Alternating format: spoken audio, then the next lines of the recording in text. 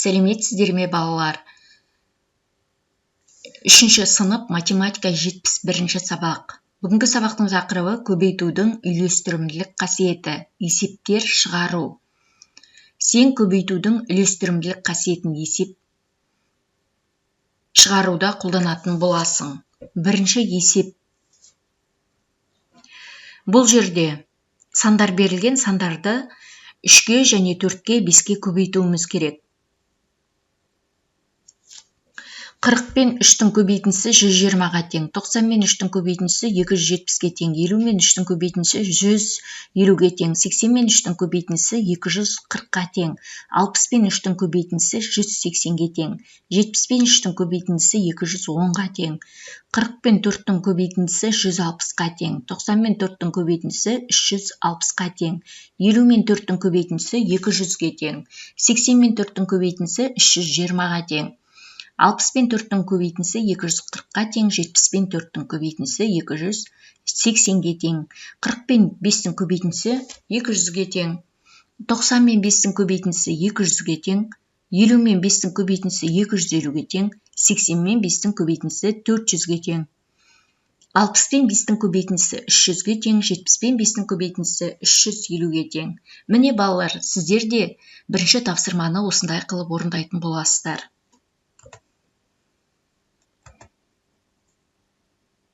Екінші тапсырма, ұзындығы А, ені В болатын тіктөртбұрыштың периметрін әртүрлі тәсілмен тап дейді.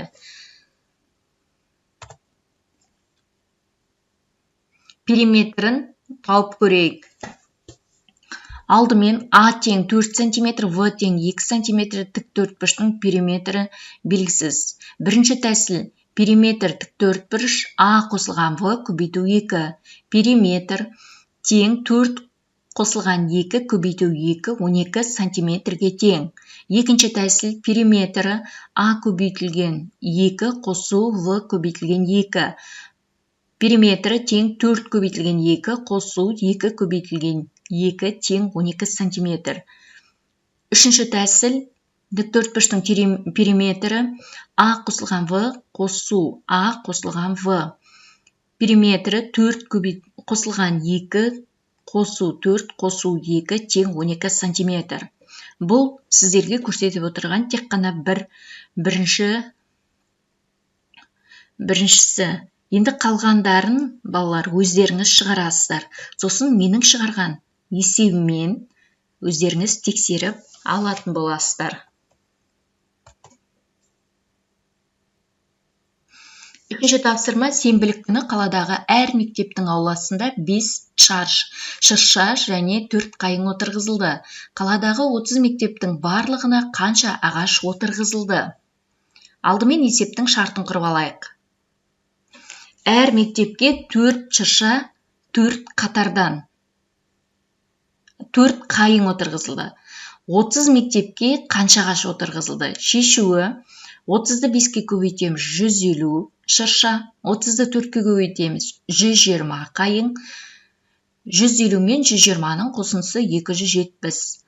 Жауабы барлығы 270 ағаш отырғызылды. Төртінші тапсырма, гүл өсірушіде 80 таушымылдықтың 240 раушангүлдің көшеті болды. Ол әр жәшікке 40 түптен бөліп салды.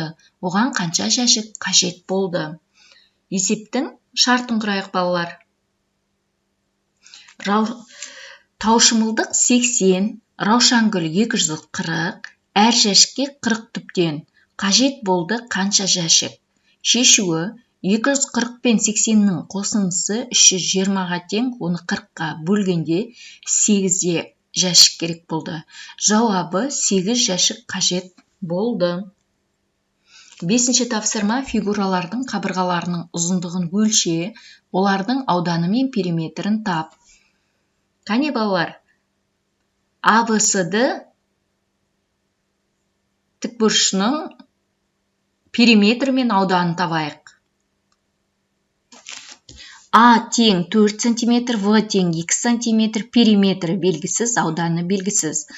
Ауданын табу үшін А мен В-ны көбейтеміз, яғни ені мен ұзындығын көбейтетін боламыз.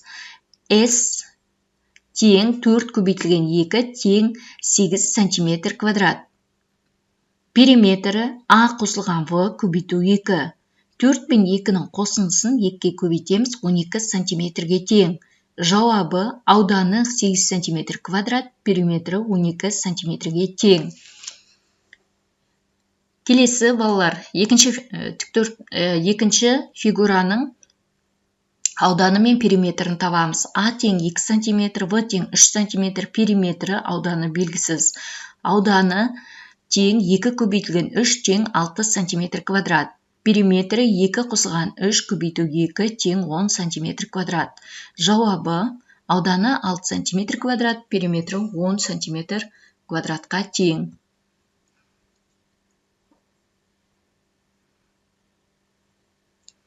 Келесі шаршының ауданы мен периметрін балалар өздеріңіз таба қойыңыздар. 6-шы тапсырма. Амалдардың орындалу ретін анықта, өрнектерді баған түрінде есепте. 1000-нан азайтамыз 146 мен 254-тің қосындысын тең 300-ге. 272 мен 326-ның қосындысын азайтамыз 198-ден тең 400-ге. 700-ден азайтамыз 89 бен 71-дің және 18-дің қосындысын тең 522-ге. 998-ден азайтамыз 652 мен 197-ның қосындысын тең 149-ға. 702-ден азайтамыз 35 бен 65-дің және 98-дің қосындысын тең 504-ге. 89-ға қосамыз 908 бен 765-дің айырмасы тең 232-ге. Міне балалар, бұл жерде амалдардың орындалу реті көрсетілген. Осы бойынша өздеріңізде қарап отырып шығаратын боласыздар. Және бұл өрнектерді баған түрінде шығарған.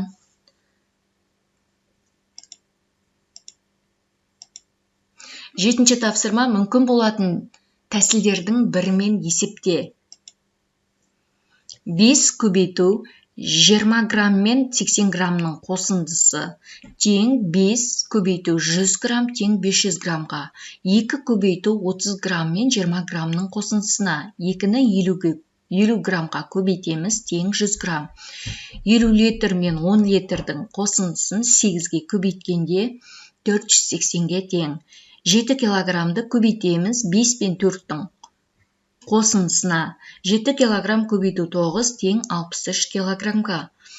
7 метр мен 2 метрдің қосындысын көбейтеміз 30-ға. Тең 270 метр. 100-ді көбейтеміз 8 метр мен 1 метрдің қосындысына. Тең 900 миллиметр. 40 сантиметр мен 10 сантиметрдің қосындысын 6-ға көбейтеміз 300 сантиметрге тең. 8 метр көбейту 40 пен 30-дың қосындысы тең 8 метр көбейтілген 70 тең 560 метр. 70 миллиметр мен 30 миллиметрдің қосындысын 2-ге көбейтеміз тең 200 миллиметрге. 8-ші тапсырма. Бағанның көшет өсіруге арналған. Қияр, гүл және түймедақ деген жазуы бар 3 жәшік болды. Ол қиярдың, гүлдің, түймедақтың тұқымдарын сол жәшіктерге отырғызды. Бірақ олардағы жазулар дұрыс емес болып шықты. Түймедақ деген жазуы бар жәшіктен не өсіп шығуы мүмкін? Түймедақ деген жазуы бар жәшіктен гүл өсіп шығады. Себебі түймедақ бұл гүл. Міне балалар, осымен сабағымыз аяқталды. Назарларыңызға рахмет. Бастауыш сабақтар арнасына тіркелуді ұмытпаңыздар.